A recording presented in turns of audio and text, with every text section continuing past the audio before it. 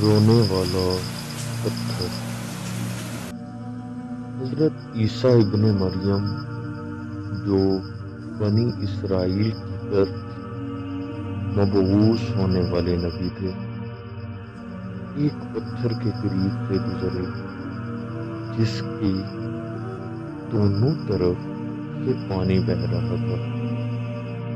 کسی کو معلوم نہ تھا کہ یہ پانی کہاں سے آ رہا ہے اور کہاں جا رہا ہے۔ آپ علیہ السلام نے پتھر سے دریافت فرمایا، اے پتھر، یہ پانی کہاں سے آ رہا ہے اور کہاں جائے گا؟ اس نے عرض کی، جو پانی میری سیدھی جانب سے آ رہا ہے وہ میری دائیں آنکھ کے آنسو ہیں، اور الٹی آنکھ کا آنے والا پانی میری بائیں آنکھ کے آنسو ہیں۔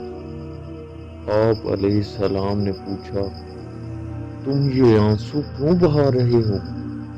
پتھر نے جواب دیا، اپنے رب کے خوف کی وجہ سے کہ کہیں وہ مجھے جہنم کا ایندھن نہ بنا دے۔